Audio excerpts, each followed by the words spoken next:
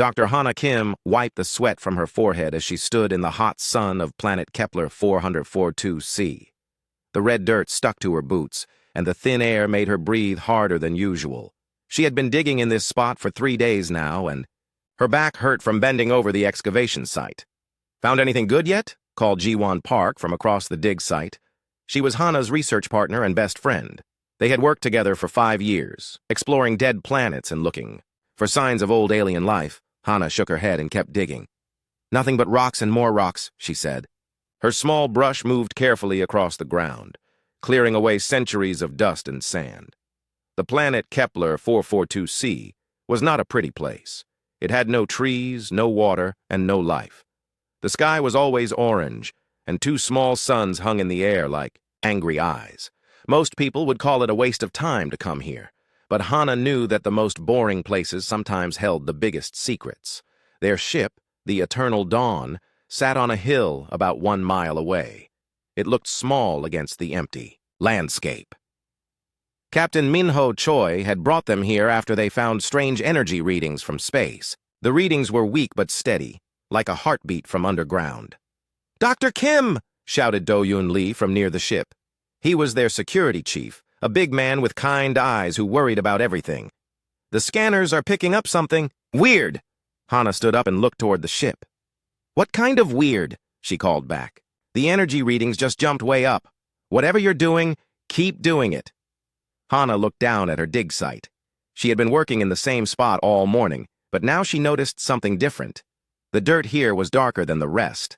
She knelt down and brushed more carefully. Her brush hit something hard. "Ji-won!" she called. "Come here quick!" Ji-won ran over with her own tools. She was always excited about new discoveries. "What is it?" "I think I found something big."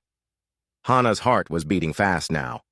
After 5 years of digging up rocks and empty ruins, she had learned not to get too excited. But this felt different.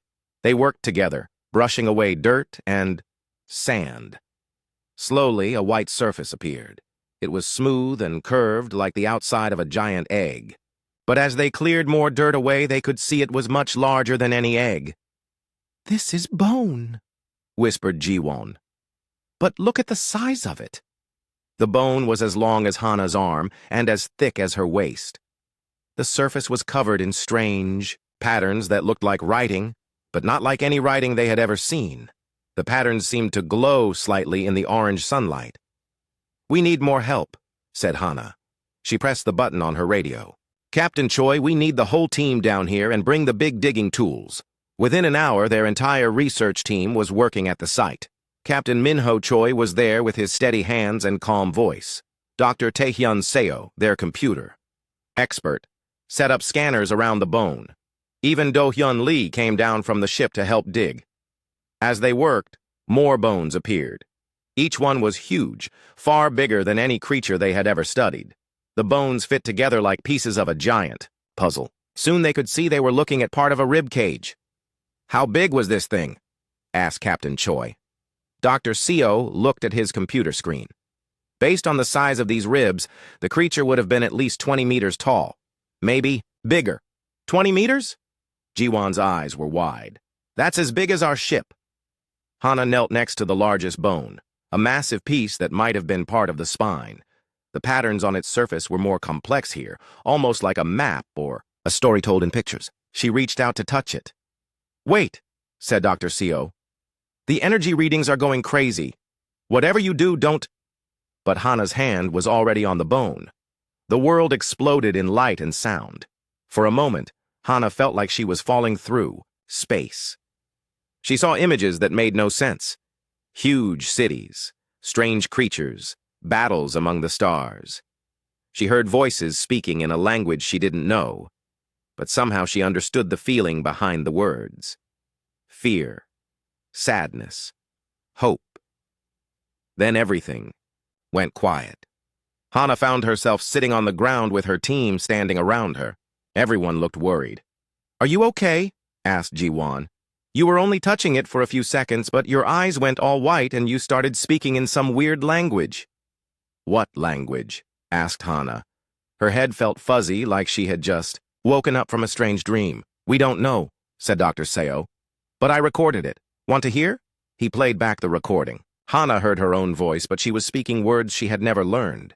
The sounds were beautiful and sad at the same time. She had no memory of saying them.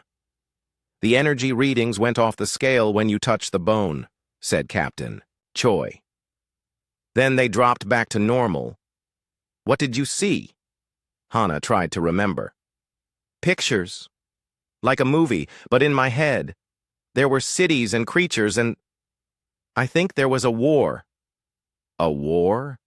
Do-Yun Lee looked around nervously. Maybe we should be careful here. No, said Hana. It wasn't a warning. It was more like a memory. Like the bone was trying to tell me a story. They spent the rest of the day carefully digging around the bones. As the sun set, they had uncovered most of a complete skeleton. It was unlike anything in their databases. The creature had walked on 2 legs, but it had 4 arms and a skull that was twice as long as a human skull. The bone patterns covered every surface, telling their silent story. That night, back on the ship, Hana couldn't sleep. She kept thinking about the images she had seen. In her dreams, she saw the creature alive. It was beautiful and terrible at the same time, with skin that changed colors and eyes like liquid gold. In her dream, it was trying to tell her something important. She got up and went to the lab where they had brought some of the smaller bones for study. Dr. Seo was there, still working on his computer. Can't sleep either, he asked. The bones, said Hana. There's something special about them, something we're missing. Dr. Seo nodded. The energy readings are still active. Very low, but steady. It's like they're waiting for something. Hana picked up one of the smaller bones, a piece from what might have been a finger. The moment she touched it, she felt that strange feeling. Again, but weaker this time. Like an echo of an echo, Dr. Seo, she said slowly. I think these bones aren't just fossils. I think there's some kind of technology, a way to store information. Like a computer? Like a library, said Hana. A library full of memories. She didn't know it yet, but far away in space. Ancient. Sensors had detected the awakening of the bones. Ships that had been sleeping for 1,000 years were starting to move, and they were not happy about what they found. The next morning would change everything. The alarm woke everyone on the eternal dawn. Hana jumped out of her bed and ran to the bridge, still wearing her pajamas. Captain Minho Choi was already there, staring at the big screen with a worried look on his face.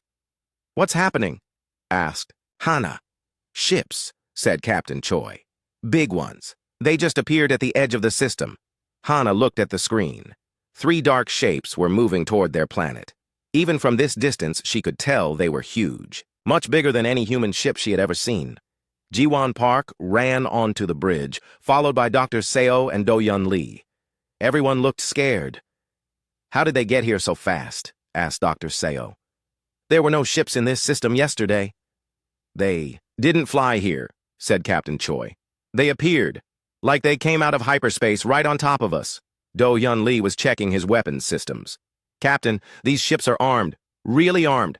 I count at least 50 gun ports on each one. Are they human ships? Asked Jiwon. Captain Choi shook his head. The design is completely unknown. I've never seen anything like them. The radio crackled to life. A deep voice spoke in a language none of them understood.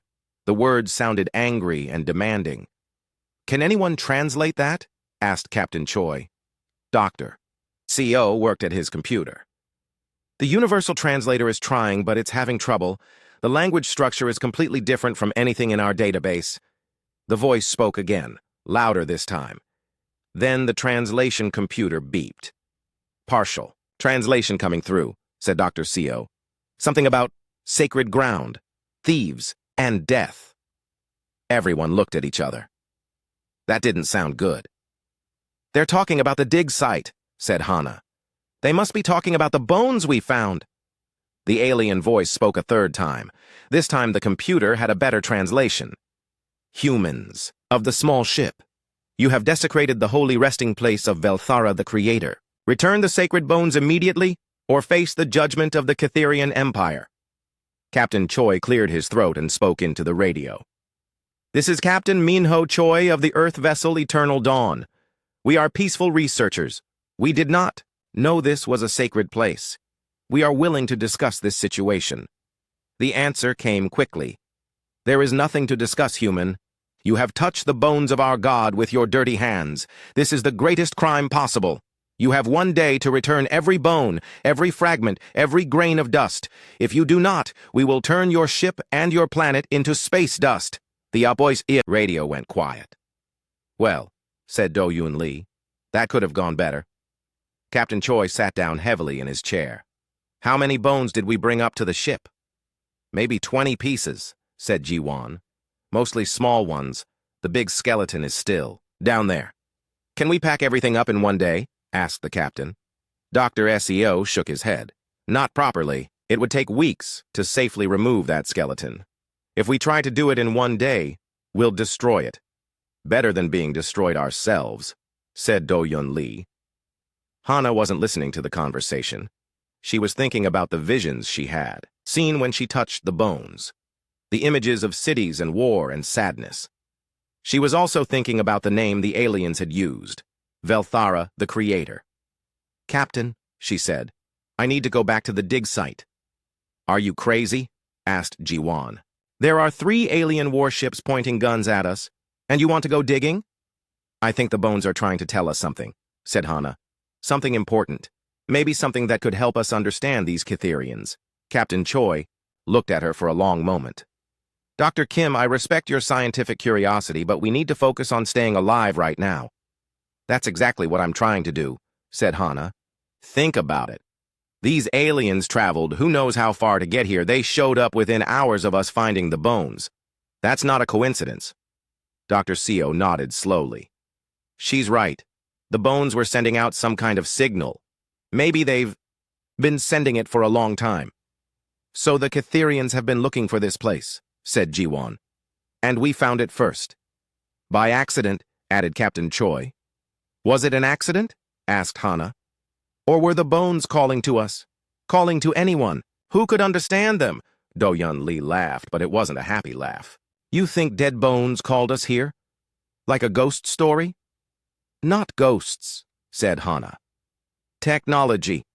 Advanced technology that we don't understand yet. She walked over to the lab where they kept the bone fragments. When she touched the largest piece, she felt that strange sensation again, but this time, she tried to focus on it instead of pulling away. The images came back clearer now. She saw the creature that these bones had belonged to. It was magnificent, standing tall as a building, with skin that shimmered like oil on water. Its 4 arms moved gracefully, and its golden eyes held ancient wisdom. But in the vision, the creature was sad. It was dying, and it knew it. Around it, others of its kind were also dying. A great plague was killing them all. In its final moments, the creature did something with its bones, filling them with memories and knowledge and hope. It's not just a skeleton, whispered Hana. It's a message, a gift for whoever found it. What kind of gift? Asked Captain Choi. Knowledge, history, maybe even the cure for whatever killed them. The radio crackled again. This time, a different alien voice spoke. It sounded older and more tired than the first one. Humans, I am War Commander Thexamol of the Kitherian Battle Fleet. I have been hunting for the resting place of Velthara for 50 years. You will return the sacred bones, and you will do it properly, with respect. Any human who has touched the bones must undergo purification. Any human who has desecrated them must face punishment, Captain Choi answered carefully. War Commander, we meant no disrespect. We are scientists. We study old things to learn from them. We didn't know these bones were sacred to your people. Ignorance is not an excuse for blasphemy, replied Thexmol. But I am not completely without mercy. I will give you 3 hours to prepare the bones for return. You will also surrender any human who has directly touched the sacred remains. Everyone looked at Hana. She was the only one who had touched the bones with her bare hands. I'll go, said Hana quietly. No, said Captain Choi. We don't surrender our people. Captain, if I go with them, maybe I can explain what I saw. Maybe I can make them understand that we weren't trying to steal anything. Or maybe they'll kill you, said Ji-won. Maybe, admitted Hana. But if I don't go, they'll kill all of us. Dr. Seo was looking at his screens. The alien ships are getting closer. They'll be in orbit in 2 hours. Do-Yun Lee checked his weapons again. Our guns are toys compared to theirs. We can't fight. And we can't run, said Captain Choi. They're too fast. Hana made her decision. I'm going back to the dig site. I need to understand more about these bones before the Catherians get here. I'll come with you, said Ji-won. And me, said Dr. Seo. Captain Choi sighed. Fine, but we all go together and we bring Do-Yun and his guns. If we're going to face these aliens, we do it as a team. They took the shuttle down to the planet's surface. The dig site looked the same as they had left it, but now the bones seemed different to Hana. They looked less like old fossils and more like sleeping giants. When she knelt next to the largest vertebra, she could feel power humming through it. The patterns on its surface were glowing brighter now, as if they knew the Catherians were coming. Dr. Kim, said Dr. Seo, the energy readings are off the charts. Something is happening. Hana put both hands on the bone. The world exploded into light and memory, but this time she didn't fight it. She let the visions take her. She saw the truth about Velthara and the Catherians. She saw their ancient glory and their terrible loss. She saw why these bones were so important and why the aliens were so angry, and she saw what she had to do. When the visions ended, she looked up at her friends. I know what we have to do, she said, and you're not going to like it. You want to do what? Ji-won Park stared at her best friend like she had lost her mind. Hana Kim stood next to the giant skeleton, holding a piece of bone that was as long as her forearm. I need to wear them, like armor. It's the only way the Catherians will listen to us. That's crazy, said Do-Yun Lee. You can't wear alien bones like jewelry. It's wrong. No, said Hana firmly. What's wrong is letting them kill us all because we don't understand their culture. Captain Minho Choi knelt next to the largest bone and looked at the glowing patterns. Tell us what you saw in the visions. Hana closed her eyes and tried to remember the flood of images and feelings that had filled her mind. Velthara wasn't just any creature. It was their god. Not a god they worshipped, but their actual creator. It made the Catherian people from its own genetic material. Like a parent? Asked Ji-won. More than that. Velthara was the first of their kind, and the last. When it was dying, it put all its knowledge and memories into its bones. The bones became a sacred library holding everything the Catherians needed to survive. Dr. Seo was scanning the bones with his equipment. That matches what I'm seeing here. These aren't just bones anymore. They're some kind of biological computer system. But why do you need to wear them? Asked Captain Choi. Because that's how their culture works, explained Hana. In Catherian society, only the most sacred priests are allowed to touch the bones of Velthara. And they don't just touch them. They wear them during religious ceremonies. It's how they connect with their god's spirit. Do-Yun Lee shook his head. So if you wear the bones, they'll think you're one of their priests? Maybe. Or maybe they'll think I'm stealing their religion. But either way, they'll have to take me seriously instead of just killing me. Captain Choi stood up and looked toward the sky, where the alien ships were getting closer. It's a big risk, Dr. Kim. Everything is a big risk now, said Hana. If we do nothing, they kill us. If we try to run, they kill us. If we try to fight, they definitely kill us. This is the only plan that might work. She started examining the smaller bones, looking for pieces that she could wear. The bone fragments were surprisingly light, and they felt warm to the touch. Some of them had natural holes where she could thread rope or wire. Help me, she said to Ji-won. We need to make these into something I can wear. Ji-won looked unhappy, but she started helping. They used repair wire from their toolkits to connect several of the smaller bones into a chest piece.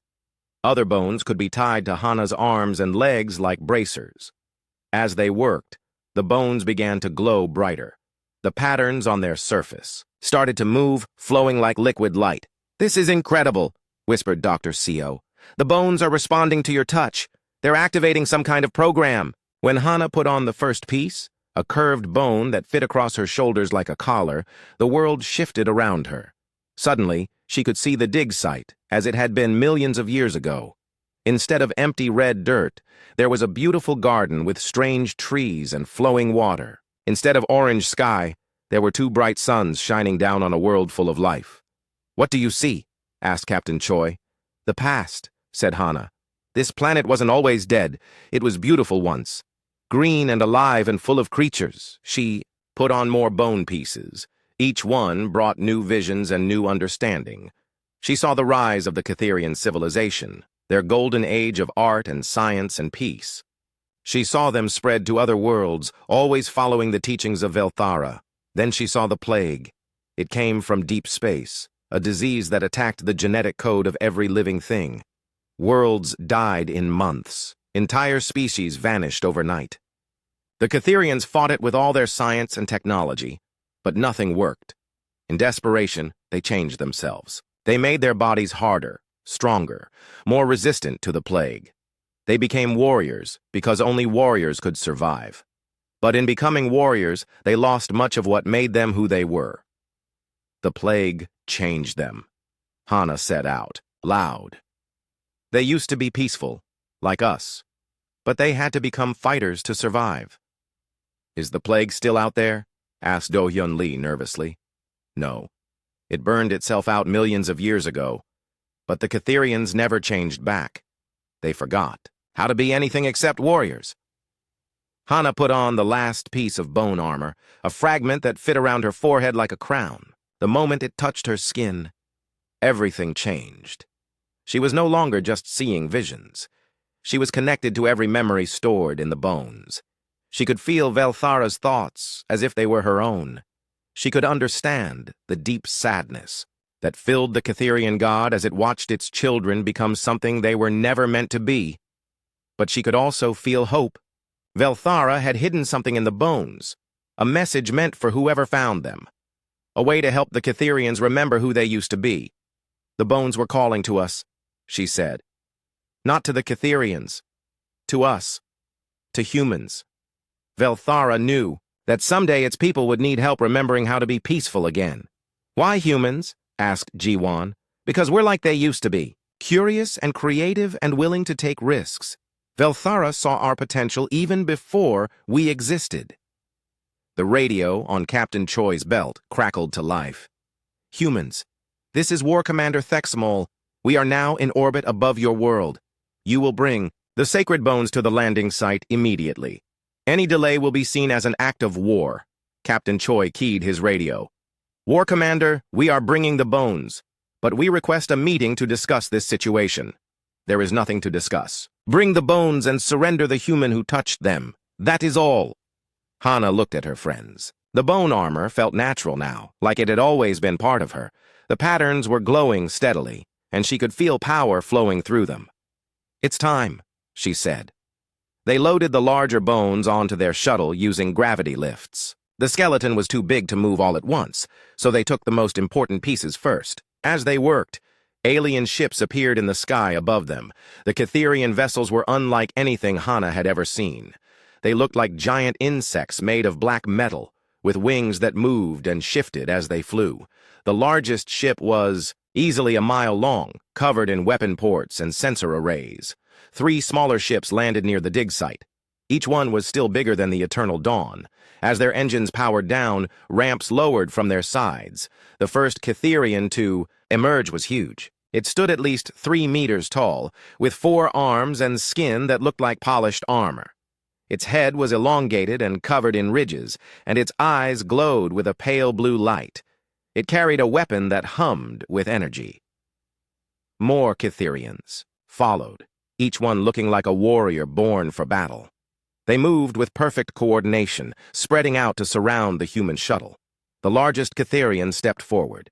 When it spoke, its voice was deep and harsh, like rocks grinding together. "I am War Commander Thexmol. Where are the humans who desecrated the holy bones?" Captain Choi stepped forward bravely, but Hana could see he was scared. "I am Captain Minho Choi. We meant no disrespect to your god or your people." Thexmol's 4 eyes focused on the captain. "Respect is not given in words, human. It is shown through actions. You have committed the greatest crime possible. You have touched the sacred remains of Velthara with your unclean hands." "We are scientists," said Captain Choi. "We study the past to learn from it. We didn't know—" "Ignorance is no excuse." Thexmol raised his weapon. "Show me the human who touched the bones." Hana stepped out from behind the shuttle. Every Kytherian warrior froze. She was wearing the bone armor, and the ancient patterns were glowing like stars. The light played across her skin, making her look like she was made of fire and shadow. In the dying light of the alien suns, she looked like something from their oldest legends. Thexmol stared at her for a long moment. When he spoke, his voice was much quieter than before.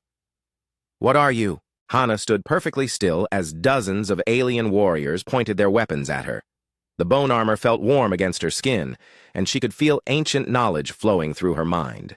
She knew exactly what she had to say, even though the words came from memories that weren't her own. "I am the one who heard the call of Velthara," she said in perfect Kytherian. The words felt strange in her mouth, but they came naturally. War Commander Thexmol took a step back. His forearms trembled slightly as he lowered his weapon. "You speak the old tongue. How is this possible?" "The bones taught me," said Hana. "They carry the memories of your creator. They have been waiting for someone to listen." The other Kytherian warriors looked confused and frightened. Some of them were whispering to each other in their own language. Hana could understand every word they said, thanks to the knowledge flowing from the bones. "This is impossible," said one warrior. "No alien can speak the sacred language." "She glows with the light of Velthara," said another. "Look at the patterns on the bones. They live." Thexmol studied Hana carefully. His pale blue eyes moved from the glowing bone armor to her face and back again. "If you truly carry the blessing of our Creator, then you must face the trial of understanding. It is the ancient law." "What is this trial?" asked Captain Choi. He couldn't understand the Kytherian language, but he could tell something important was happening. Hana translated for her friends, then turned back to Thexmol. "I accept the trial." "You don't even know what it involves," said Jiwon in English. "This could be a trap." But Hana was seeing more visions from the bones. She saw the ancient trials that Kytherian priests had undergone thousands of years ago. 3 tests to prove their connection to Velthara: knowledge, courage, and wisdom.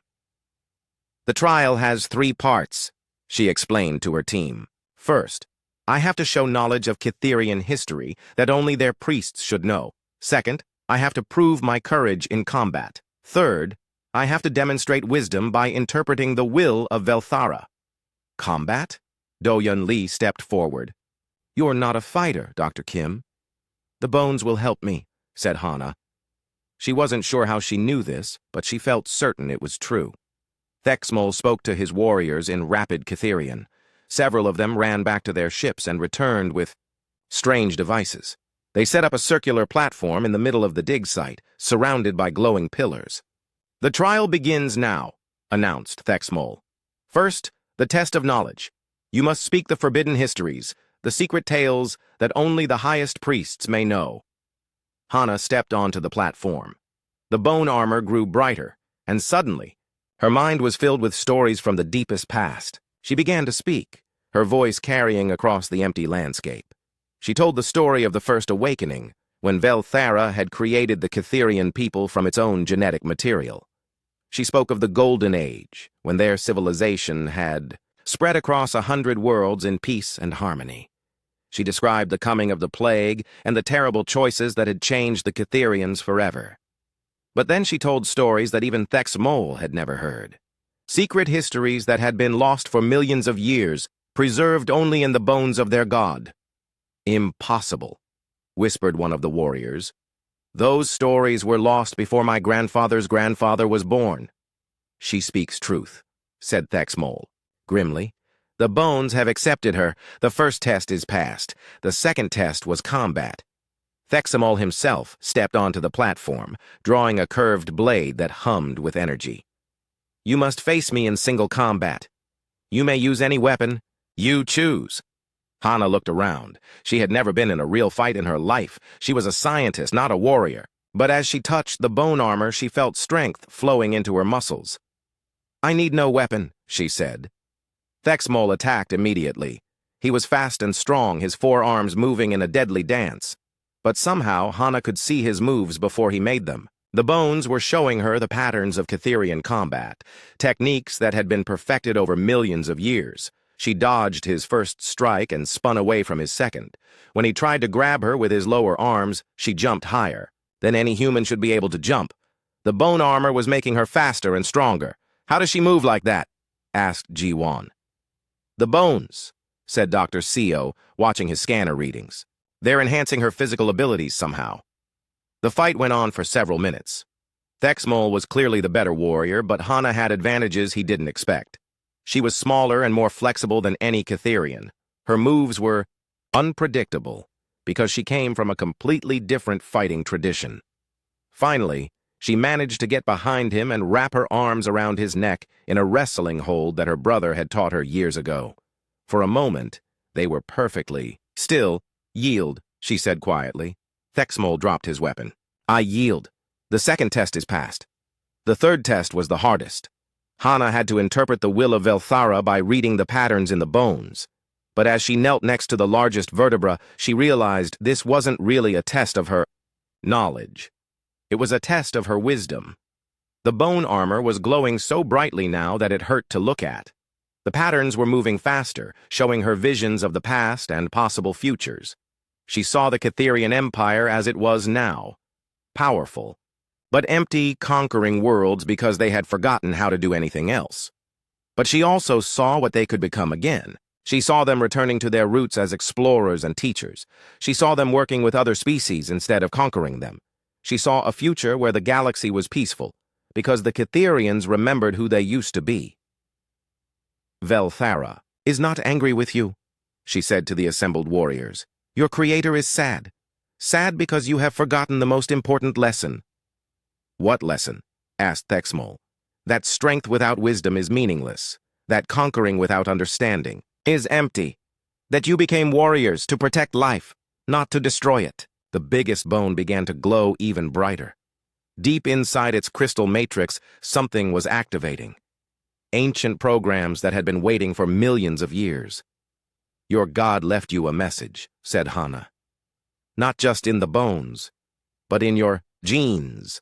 The capacity for peace is still inside you. You just need to remember how to find it." Images began to appear in the air above the platform. Holographic recordings that Velthara had made before its death.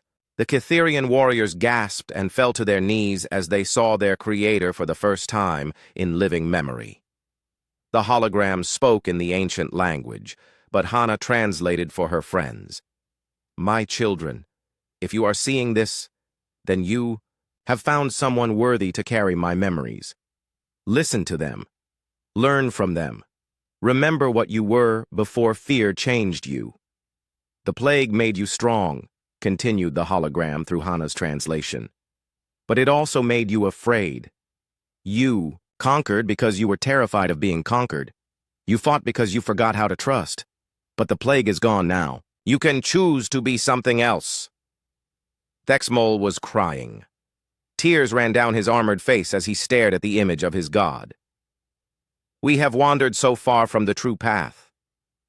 But you can find your way back," said Hana. "The bones will show you how. But first, you have to want to change." The hologram faded, but the bones continued to glow. They would keep glowing for anyone who was ready to learn from them. "The trial is complete," said Thexmol. He stood and bowed deeply to Hana.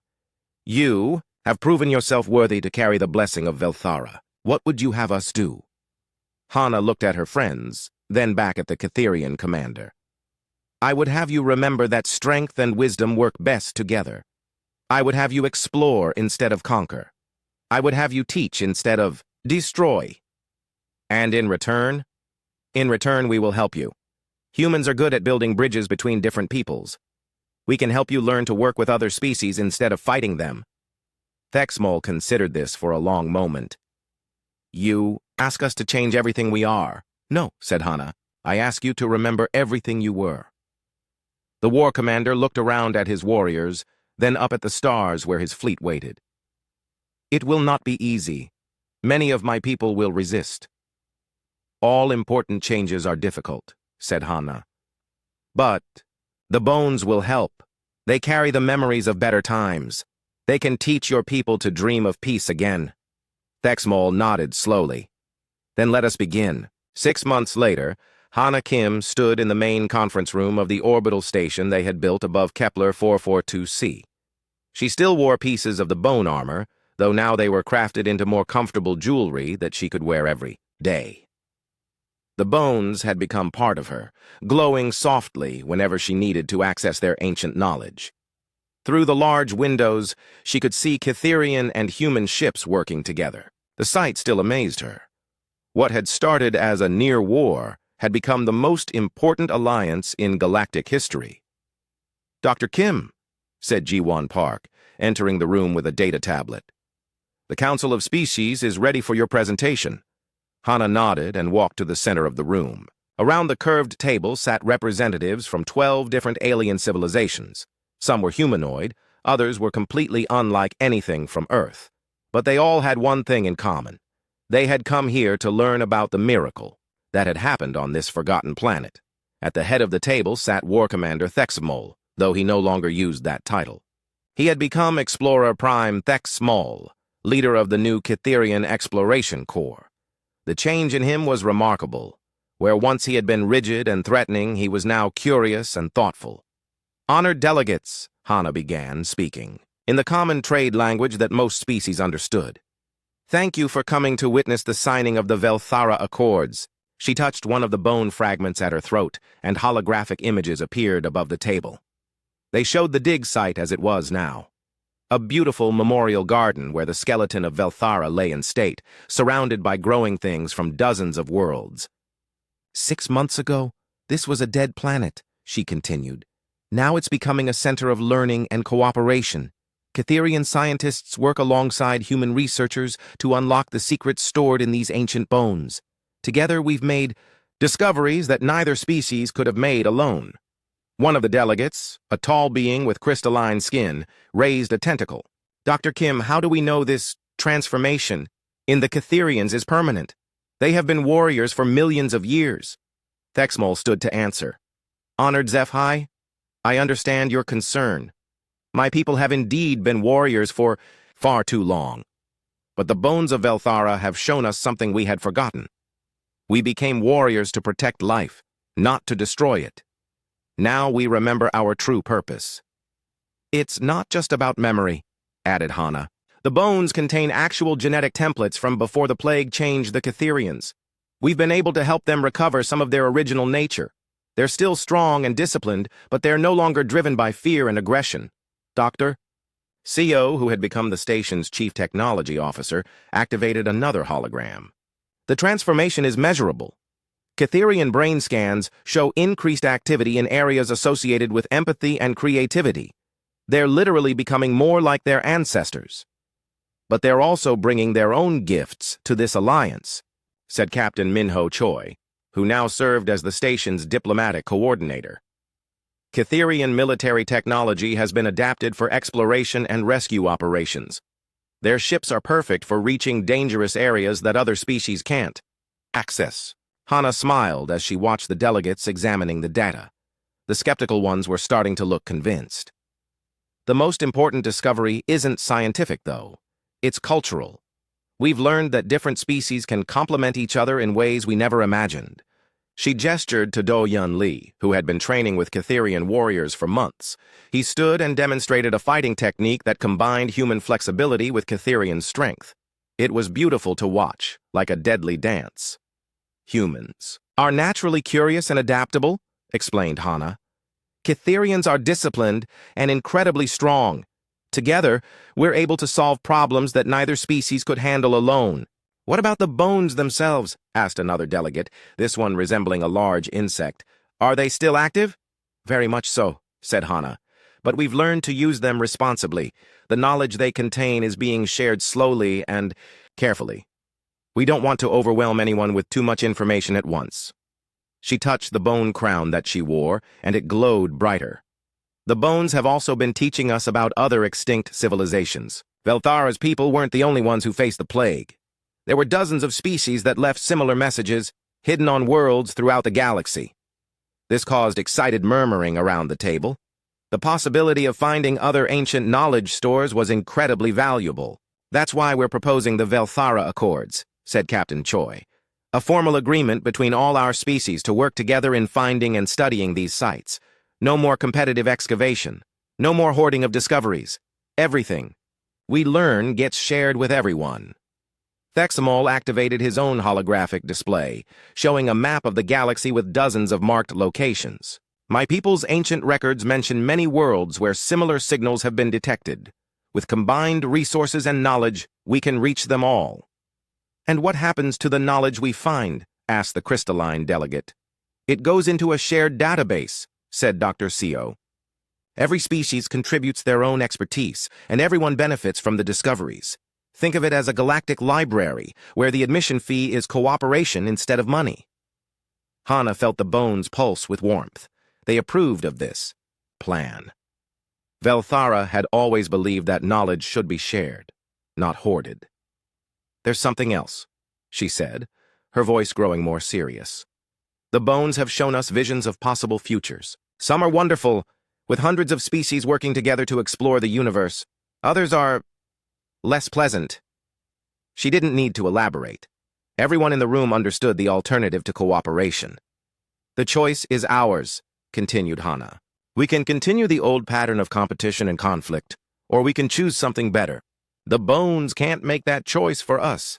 They can only show us what's possible. One by one, the delegates began to speak. The crystalline HFY were interested in the mineral analysis techniques that humans had developed. The insectoid Vrix wanted to share their biotechnology with the Catherians. The gaseous nebula dwellers offered their unique perspective on energy manipulation. As the discussions continued, Hana felt a deep sense of satisfaction. This was what Velthara had hoped, for when it stored its knowledge in the bones. Not just the preservation of the past, but the building of a better future. Dr. Kim, said Ji-won quietly, sitting down next to her friend. Do you ever regret putting on those bones? Hana touched the fragment at her throat, feeling the warmth and wisdom flowing through it. Never. They've changed me, but for the better. I see connections now that I never saw before. I understand things that I never could have learned from books. Do you still feel human? More human than ever, said Hana with a smile. The bones didn't make me alien. They made me more myself. They showed me that being human means being curious, being brave enough to reach out to the unknown, and being wise enough to share what we learn. The formal signing ceremony took place 3 hours later. Representatives from 12 species put their signatures, marks, or energy patterns on the agreement that would guide galactic exploration for generations to come. As the last delegate signed, the bones around Hana's neck pulsed with a warm, satisfied glow. Somewhere in their crystal matrix, the spirit of Velthara was pleased. Its children had found their way home at last. What's next? Asked Captain Choi as the delegates began to leave. Hana looked out at the stars, where new exploration ships were already being built. Now we explore, we learn, we find the other message keepers that are waiting out there, and we build the future that Velthara dreamed of. Together? Always together, said Hana. That's the most important lesson the bones taught us. No species can do everything alone, but together, we can do anything. The bone crown on her forehead glowed one last time, then settled into a gentle, steady light. The message had been delivered. The future was beginning. 2 years after the signing of the Velthara Accords, Dr. Hana Kim stood before the largest gathering of alien species in galactic history.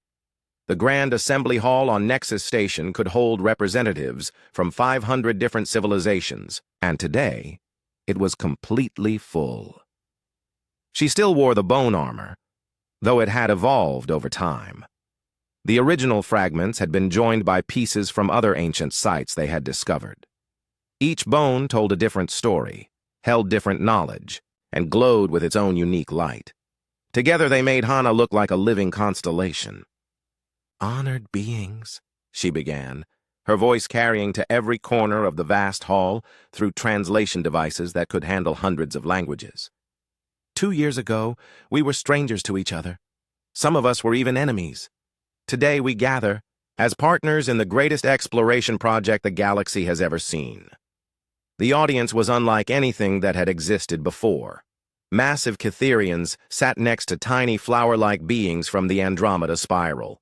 Silicon-based creatures from the galactic core shared space with energy beings that barely had physical form. What brought them together was simple: the shared desire to learn and grow. Behind Hana, a massive holographic display showed a map of the galaxy. Thousands of points glowed across its spiral arms, each one representing a discovery made by the Joint Exploration Fleets. We have found 47 ancient message sites, she continued, each one left by a different civilization that faced extinction but chose to preserve their knowledge for future generations. We have learned technologies that revolutionize medicine, engineering, and even our understanding of consciousness itself.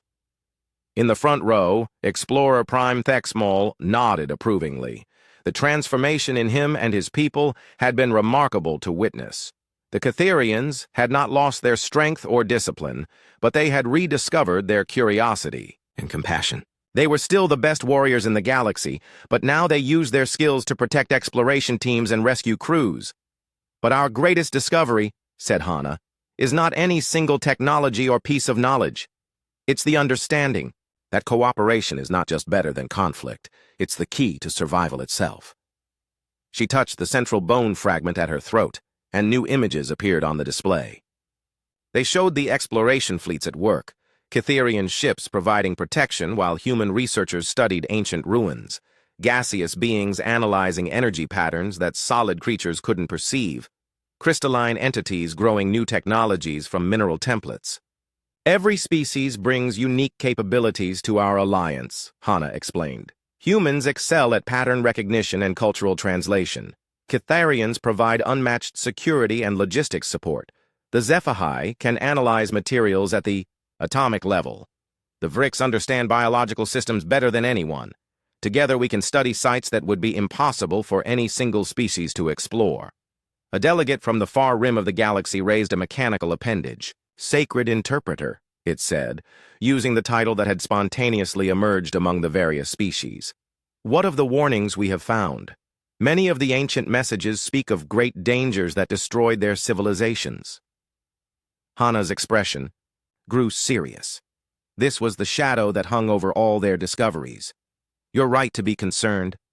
We have found evidence of at least 7 different galaxy-threatening catastrophes throughout history. Plagues, cosmic storms, invasive technologies, even wars between dimensions. Each one wiped out dozens of civilizations. The hall grew quiet. This was not comfortable knowledge. But, Hana continued, her voice growing stronger, we have also found the solutions. The ancient civilizations didn't just leave warnings, they left instructions, technologies and techniques for dealing with these threats. By working together, by sharing knowledge instead of hoarding it, we can be ready for whatever comes. Dr. Seo, now the Director of Ancient Technology Integration, stepped forward. The latest discovery is particularly exciting, he said. On Kepler 619b, we found the ruins of a civilization that successfully defended itself against a plague similar to the one that affected the Catherians. They left complete instructions for building immunity systems. And on Vega 7, added Jiwon Park, who had become the galaxy's leading expert on ancient cultural practices, we discovered meditation techniques that can help any consciousness expand its capabilities. Several species have already reported breakthrough discoveries after learning these methods. Hana smiled as she watched the delegates absorbing this information. 2 years ago, most of these species had never heard of each other. Now they were partners in the greatest adventure imaginable. The ancient message keepers had a dream, she said. They envisioned a time when all intelligent species would work together, sharing knowledge and resources to face whatever challenges the universe might present. They couldn't make that dream come true for themselves, but they left us the tools to make it come true for us.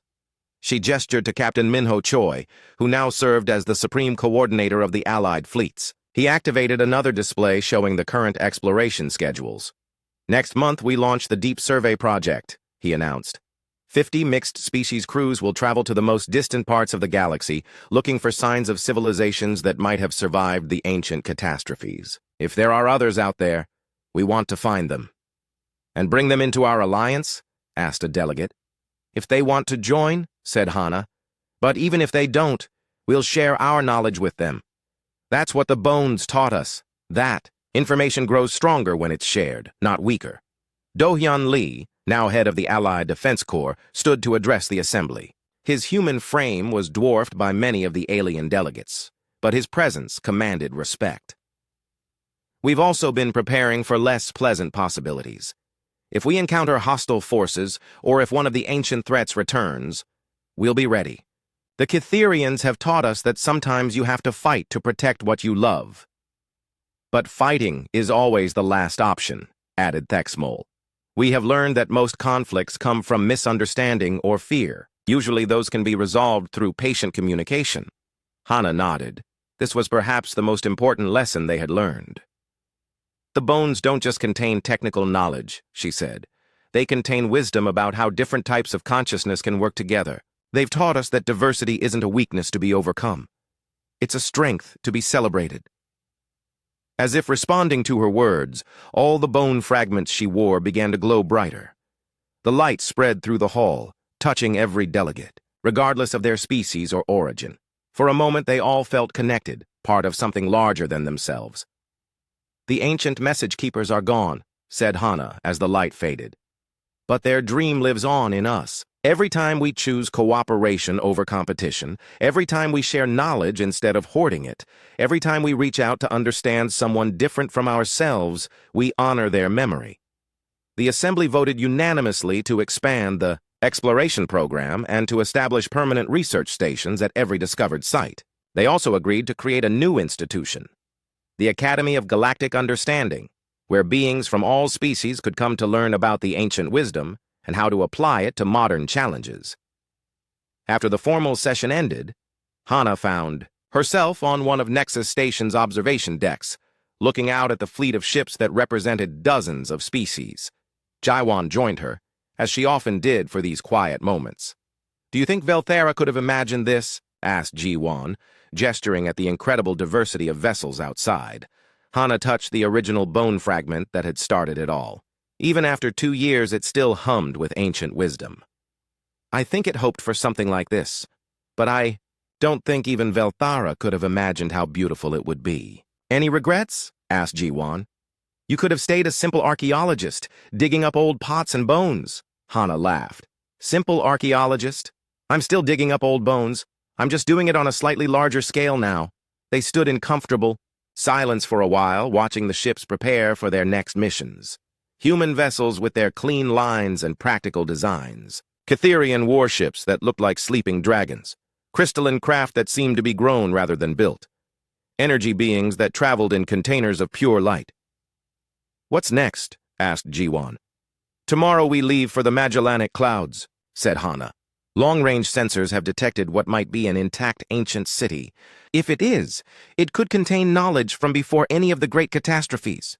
Dangerous? Probably, but we'll have a full mixed crew, including some of the new species we've just contacted. If there's danger, we'll face it together. And if there's treasure, we'll share it together. Hana smiled and adjusted the bone crown that had become her signature. That's the lesson the bones taught us, Jiwon.